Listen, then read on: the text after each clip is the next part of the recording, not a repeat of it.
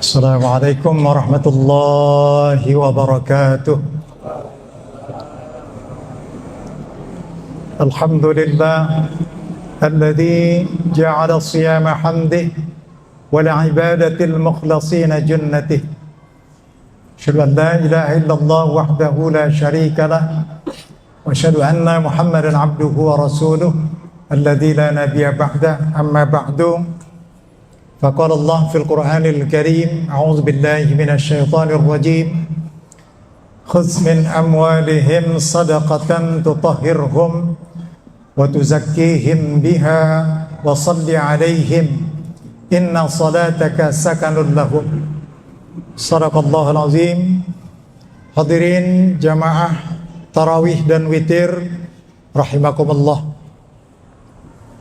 Alhamdulillah, malam ini kita menjalani malam yang ke-21 Ramadan. Itu artinya 10 yang awal insya Allah sudah kita lewati dengan baik. 10 yang di tengah juga sudah kita tinggalkan.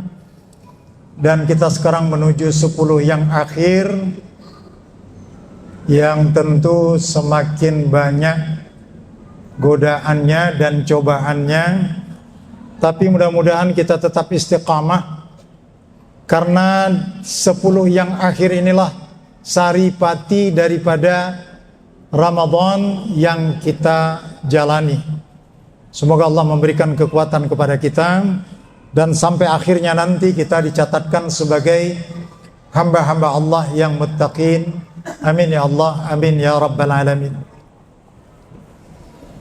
Sejenak kita rehat karena 8 rakaat tadi kita belum rehat. Inilah yang dikenal dengan tarawihah, beristirahat. Sampai nanti kita tutup melaksanakan sholat witir. Ya, insya Allah saya akan menyampaikan satu tema, hikmah zakat fitri atau zakat fitrah. Alhamdulillah, malam yang ke-21 ini Masjid Mujahidin relatif masih dikatakan jamaahnya istiqamah, karena mungkin satu saf ini saja bisa 50 atau 60 jamaah. Tetapi pengalaman umrah di bulan Ramadan, baik di Haram maupun di Nabawi, masuk tanggal 21 itu sulit mencari tempat duduk.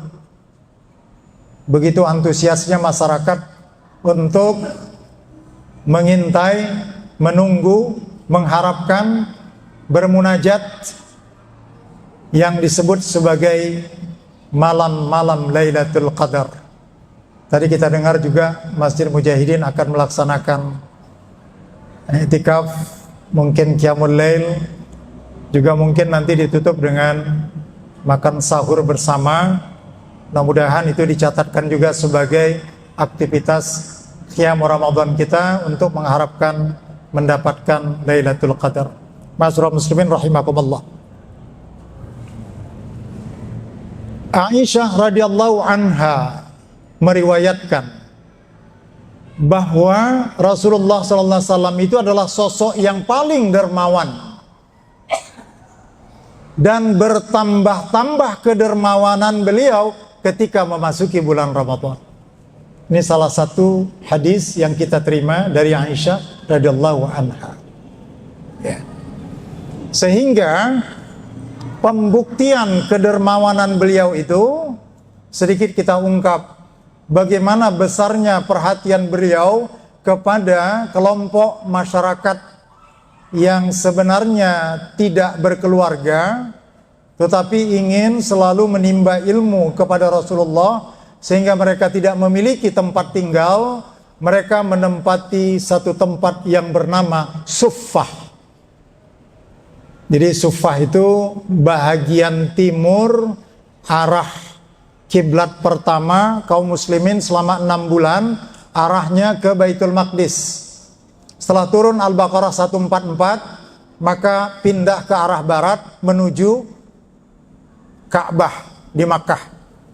Jadi Rasulullah pindah dari mihrabnya itu yang tadinya mengarah ke Baitul Maqdis, sekarang beliau pindah ke arah Ka'bah. Maka tempat itu tetap dibiarkan utuh, hanya beratap tapi tidak berdinding. Disitulah mereka tinggal. Kalau masa-masa biasa 60 sampai 70 orang.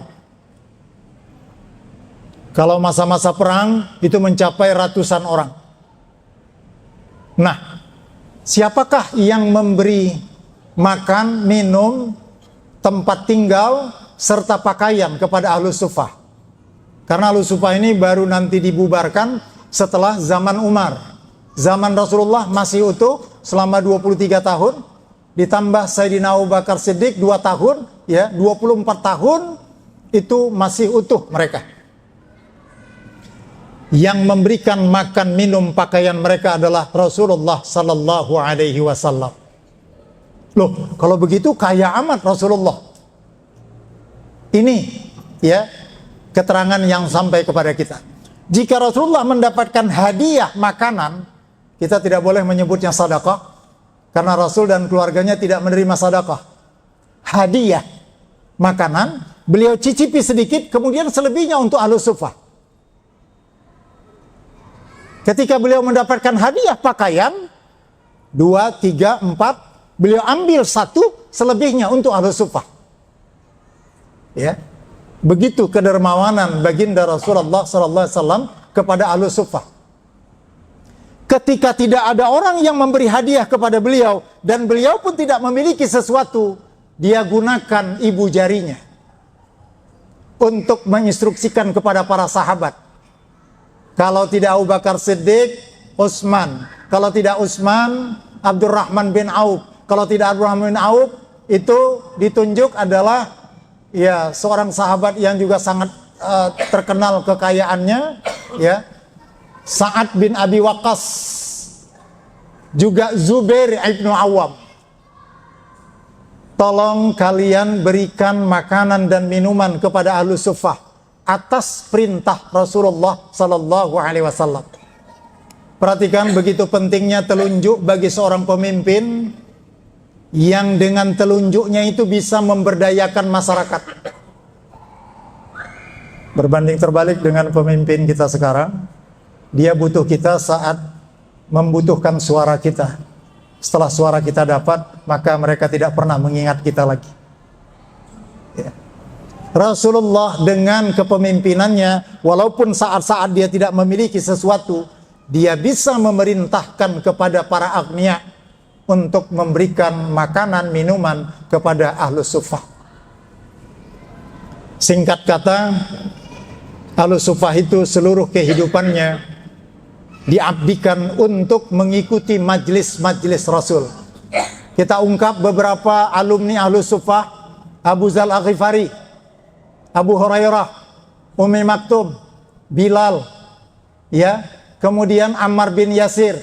Ini orang-orang kecil, tetapi ilmunya sangat luar biasa karena waktu mereka sepenuhnya mereka gunakan untuk mengikuti majelis Rasulullah sallallahu alaihi wasallam. Terutama Abu Hurairah yang paling banyak meriwayatkan hadis karena beliau sangat dekat dengan posisi kediaman baginda Rasulullah sallallahu alaihi wasallam. Bapak Ibu yang dimuliakan Allah Subhanahu wa taala. Sikap kedermawanan Rasulullah sallallahu alaihi wasallam ini bertentangan dengan sikap kebanyakan kufar Quraisy ketika itu, yang menilai manusia berdasarkan materi, dan orang-orang yang memiliki akses untuk memimpin dilihat dulu seberapa banyak isi tasnya. Ya, di samping integritas, loyalitas, isi tas. Rupanya sampai sekarang juga seperti itu. Ya. Kalau tidak punya yang seperti itu di zaman jahiliyah, tidak akan mungkin memimpin sebagai pimpinan. Perhatikan kakek Rasulullah, Abdul Muthalib, orang yang terpandang dan memiliki sejumlah kekayaan. Begitu juga paman beliau, Abu Thalib. Ya. Karena pandangan Quraisy itu sangat ditentukan oleh nilai-nilai materi, perhatikan ayat-ayat pendek yang turun kepada Rasulullah SAW periode Makkah itu mengkritik sikap kufar Quraisy yang sangat mengabaikan orang-orang miskin. Kita baca ayat pertama. Wailul likulli humazatin lumazah. Neraka wil bagi orang yang suka mengejek dan mengumpat. Makanya kamu kerja jangan begini doang. Makanya dulu sekolah itu mengejek. Qaulun ma'rufun khairun min sadaqatin yatba'uha adza. Kata-kata yang lemah lembut dan permohonan maaf itu jauh lebih baik daripada pemberian yang diiringi dengan kata-kata yang menyakitkan hati yang menerimanya. Ya. Alih-alih memberi pertolongan, alladzi jama'a malan wa 'addadahu. Mereka hanya mengumpul-ngumpul hartanya dan menghitung-hitungnya. Kalau sudah mengumpul-ngumpul dan menghitung, coba buktikan repot untuk keluar. Ya. Gaji kita kasih sama istri sudah masuk, coba minta. Karena sudah masuk, itu susah. Karena kita sekedar mau beli cukuran aja harus minta. Alhamdulillah kalau dikasih. Kadang-kadang banyak alasan. Maka laki-laki juga agar berwibawa, sisihkan sebahagian dari penghasilan kita untuk biaya operasional kita. Jangan semuanya diserahin. Karena tipikal ibu-ibu, tapi bukan ibu-ibu di sini. Ya, itu kalau sudah masuk susah keluarnya. Ayat kedua, alhaakumut takasur. Bermegah-megah soal harta dan banyak-banyakan anak. Alhaakumut takasur. At-takasur itu artinya berlomba-lomba banyak harta dan banyak anak cucu. Sampai kapan? Hatta zurtumul maqabir. Sampai kamu masuk ke liang kubur. Itu tidak akan ada perubahan. Maka dikritik oleh Al-Quran ayat-ayat pertama yang diturunkan oleh Allah Subhanahu Wa Taala pada periode Makkah. Ayat ketiga, ini yang paling populer. Ara'aital ladzi yukadzibu biddin. Tahukah kalian siapa pendusta agama itu? Ya. Fadzalika alladzi yad'ul yatim. Mereka itulah yang menghardik dan mengusir anak-anak yatim. Wala yahuddu ala ta'amil miskin. Dan tidak mau menganjurkan untuk memberi makan dan memberdayakan orang-orang miskin. Fawailul lil musallin. Walaupun dia sholat, nanti tempatnya di neraka wil. Karena dia mampu tetapi mengabaikan hak-hak orang miskin yang ada di sekitar. Bapak yang dimuliakan Allah Subhanahu Wa Taala. Untuk itulah pada periode Madinah turunlah ayat-ayat yang berkenaan dengan zakat, infak, dan sedekah. Ya. Sehingga seolah-olah Al-Quran menyatakan cukuplah masyarakat kufar Quraisy yang memiliki mental pelit, kikir, kedekut. Umat Nabi Muhammad jangan lagi seperti itu. Kira-kira begitu maknanya. Ya. Maka datanglah kewajiban kepada kita yang pertama namanya zakat mal dan yang kedua zakat fitri. Jadi kalau lafaz hadisnya itu bukan zakat fitrah. Ya, farada Rasulullah sallallahu alaihi wasallam zakatul fitri. Ya. Apa beda zakat mal dengan zakat fitri? Zakat mal kita bisa lihat dalilnya surat At-Taubah ayat 60. Harus terkumpul dulu satu nisab 85 gram emas, parkir di luar kebutuhan sehari-hari. Itu yang dikatakan nisab, bin nisab. Ada yang 96 tapi jangan kita ambil karena terlalu tinggi, kita ambil yang 85 gram. Haul berputar selama 1 tahun tidak berkurang. Maka dikeluarkanlah kadarnya kepada yang mustahik minimal 2,5%. Jangan pernah kita berpikir itu maksimal. Itu minimal. Ya. Kalau humus ya bagus. Ya. Humus itu 20. Seperti tradisi dari kalangan mazhab Syiah, zakat mereka bukan 2,5, bukan 5, bukan 10. Humus 20%. Kita kadang-kadang 2,5% saja. Ya, banyak yang mengelak. Ya, tapi bukan di masjid kita ini. Di sini para muzakinya hebat-hebat. Ya. Haul, ya, nisab, qadar. Ya. Kemudian dikaitkan juga dengan mustahik atau dalam bahasa lain asnaf. Ada 8. Fakir, orang yang kehidupannya lebih parah dari miskin. Fakir itu, jangan disamakan saja fakir miskin, tidak tepat. Fakir itu orang tidak punya pekerjaan tetap. Dari kebutuhan hidupnya 100%, dia cuma mampu tutup 30%. Miskin, dia punya pekerjaan, tetapi dari pekerjaannya itu, dari kebutuhan hidupnya 100%, dia hanya mampu tutup 50%. Itu miskin. Jadi mana yang lebih parah? Lebih parah fakir. Miskin masih lumayan. Baru yang ketiga, amil.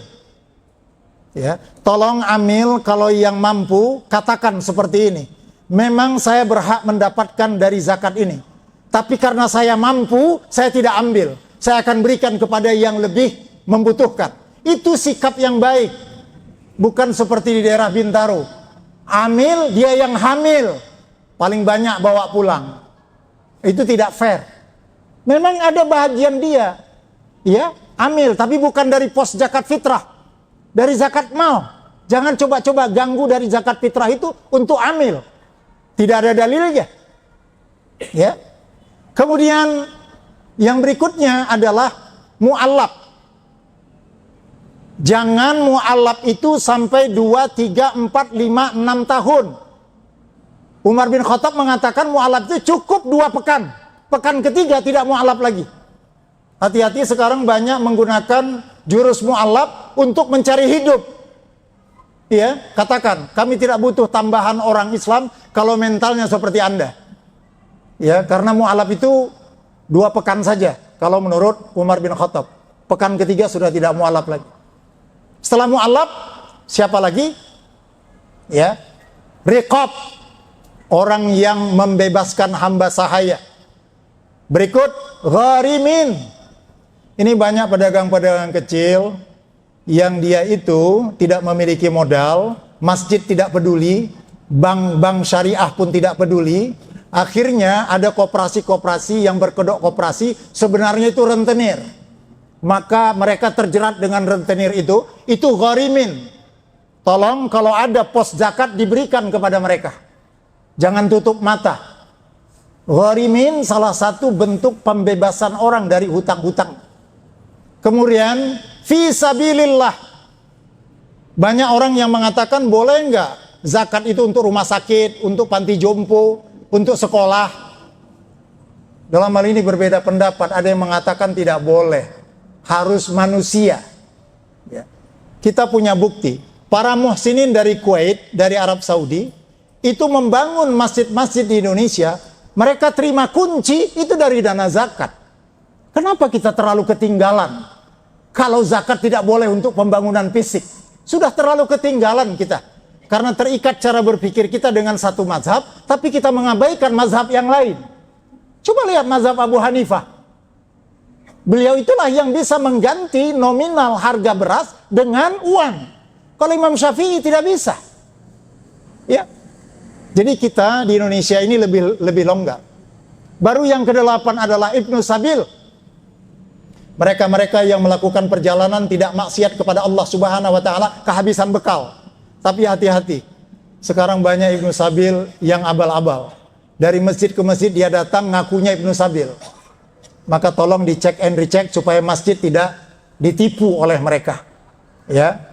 Orang yang sama tolong dipoto, nanti di masjid lain itu juga orangnya. Jadi masjid juga harus berhati-hati. Bapak Ibu yang muliakan Allah Subhanahu wa taala. Yang terakhir membedakannya dengan zakat fitrah, ya. Kita baca hadis Ibnu Umar. Wa an Ibnu Abbas ya. Wa an Ibnu Abbas radhiyallahu anhuma qala farada Rasulullah sallallahu alaihi wasallam zakatul fitri. Rasulullah telah memfardukan zakat fitrah itu kepada kita. Apa fungsinya? Tolong diperhatikan, ya. Tuhratan lis-shaim, untuk menyucikan dan menutup kekurangan-kekurangan bagi orang yang berpuasa. Dari hal apa itu? Minal lagwi. Puasa juga, tapi ngomongnya kotor. Ya. Kemudian warrafas, Rafas itu kata-kata yang mengandung pornografi. Itu rafas. Hal ini dibuktikan dengan sabda Rasulullah SAW, ya, kam min shaimin laisa lahu min siyamihi illal ju' wal atas. Berapa banyak orang yang berpuasa tidak ada hasil yang diperolehnya dari puasanya itu kecuali hanya lapar dan dahaga saja. Berarti kan rusak ini puasa. Jalan keluarnya adalah membayar zakat fitrah. Itu salah satu fungsinya. Ya. Bapak Ibu yang dimuliakan Allah Subhanahu wa taala, ya. Yang kedua, wa tu'matan lil masakin.